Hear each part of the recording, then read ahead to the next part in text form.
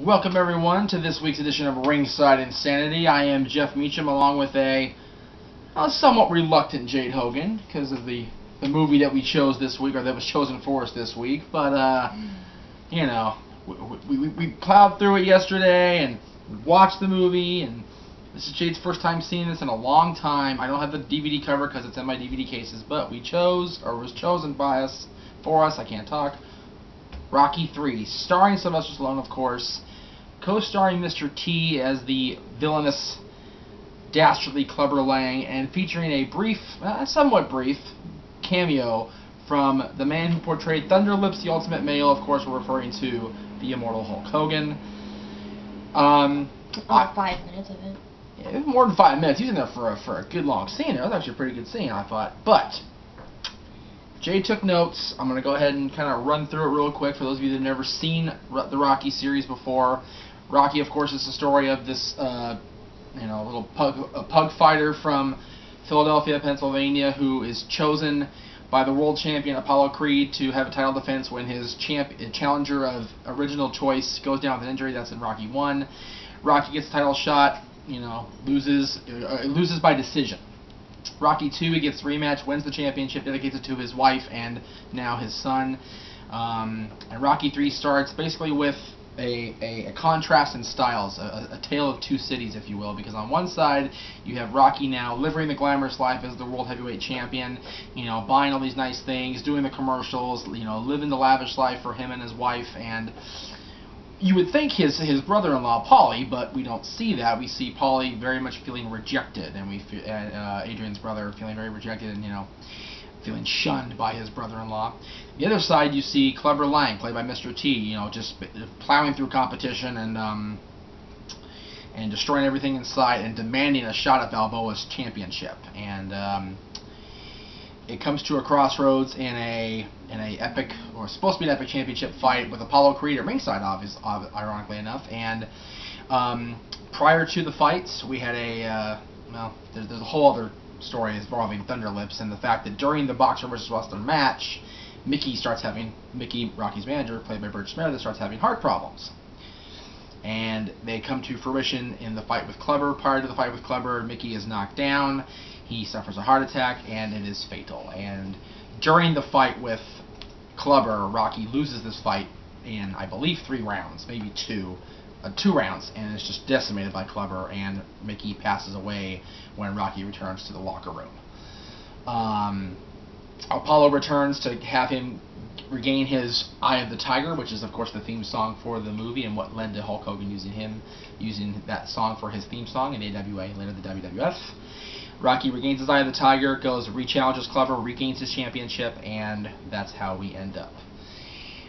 Jade actually took notes. I was very impressed that you soldiered on in the face of not being the biggest Stallone or Hogan fan. But tell us what you felt was write downable. What you felt was important to write down. Oh. The fact that I thought that Rocky and Mickey were very much kind of like E.T.-esque. As far as? When Mickey was having the heart attack, Rocky felt it. Okay. In the ring. Kind of see that. Knew that it was happening. Kind of see that. Yeah, that makes sense. Came out the same year, I believe. Reminded me of the same, thing of when Elliot was in class and E.T. was in there drinking a beer. Yes. So E.T. and Elliot and Rocky and Mickey very much have a relationship. Very good. Okay. They came out the same year, so you never know. It may have been stolen from one or the other. You never know. Now, you brought up a point during the movie where they played Eye of the Tiger at the beginning and at the end, and you thought it was in the wrong place in the movie. Yeah. Because they played it in the beginning, where really didn't have that much... During the montage. Yeah. Yes. That much, what's the word? To do with what was going on. Yeah. But then, what's the black guy's name? Apollo. Apollo. sitting there saying, you know, Eye of the Tiger this and Eye of the Tiger that and da-da-da-da-da-da, that's the perfect time to play it. Well, They're I think freaking talking about the dang song. Well, you gotta remember, the two training songs they show with Apollo, one of them was like just kind of, so like, you know, as Paulie so PC put it, this jungle bunny music or whatever he said. It was like, whoa. It was kind of just a little beat. There was no really like Eye of the Tiger part they could put in there. And then the second training movie song is, of course, the Rocky song. You have to gotta fly now. Gotta play that during the Rocky train. That's just how it works. But Eye of the Tiger, you're right. It did fit in. It was put in the wrong place in the movie. But, you know, really, where are you going to put it? You know, when Apollo's talking to him, no music. It's got to be a dramatic scene. During the first training, no. Dramatic scenes need no, like, you know, like upbeat music like that. Eye of the Tiger is very upbeat, very powerful, very song. And that was a very like, yeah, Mickey's dead, and it sucks, and you need to get your Eye of the Tiger back, man, because you know you lost your edge. You need it back. And there was no real, you know, point in there. During the training, I could see where they put Eye of the Tiger, and they could have, but they didn't. What else you got? That was it. Wait, let me see your notes. You can't. Let me see. No way. Okay, I'm not gonna open your diary here, but because I have to. I'm using it as a note. Right. Anyway, or no. That's what I put. She also said she never wants to hear the song again. I'm gonna bust her out. But you know what? It was a Hulk Hogan theme song. You didn't want to hear it anyway. So, you know. And your favorites in the movie, ironically enough, were Mr. T was one of your favorites in the movie, you said. He's one of my favorite actors. Okay. I love the 18. I loved him as this part because he plays such a bastard. Yes, and of course, Burgess Meredith's Mickey. In his final stand, well, not his final stand. It was his final stand officially in the movies, but Mickey came back a couple different times as a ghost or as a flashback. Started the trend of Rocky losing everything, really, because you know Rocky lost Mickey in this movie. He lost Apollo in the next movie at the hands of the dirty Russian himself, Ivan Drago. And then Rocky V, he lost everything. His money, his house, everything. And all they had was his woman and his boy. And even thought he lost his son for a while, even, because his son would turn against him in Rocky V. Isn't that Peter? No, that was Rocky Balboa. Oh.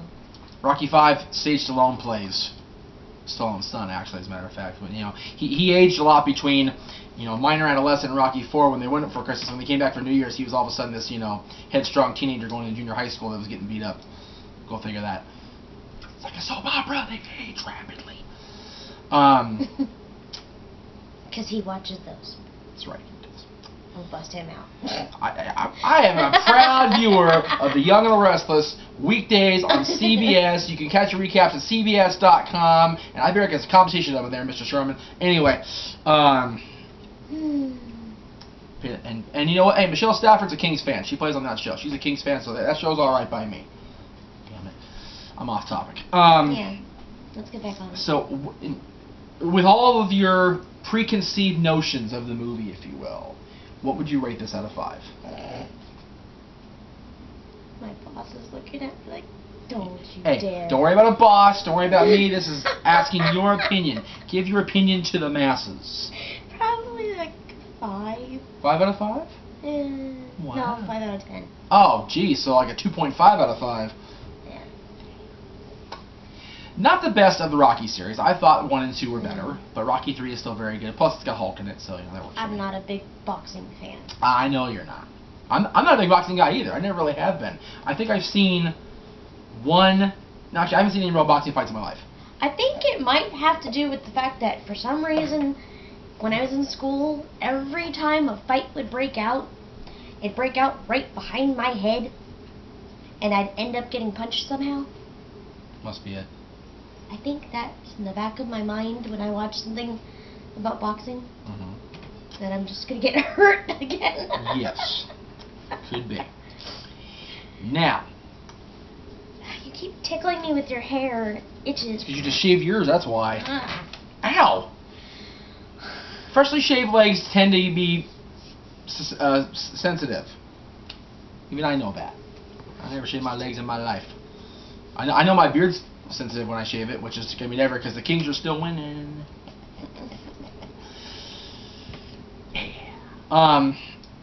Anyway, next week's show is going to be one that you're going to like a lot better. Because we're going to review a movie starring, I never say his name right, Carrie Elway, is that how you say his name? And Robin Wright. That's the blonde, right? Yes. Yeah. And featuring Andre the Giant himself, The Princess Bride will be on next week's review. Now tomorrow on... I can't say it. Armando? Is it Armando? Armando, Alejandro, Estrella. I can't roll my R's, so I'm not going to try. I hate you. By the way, since what is it? Say the name.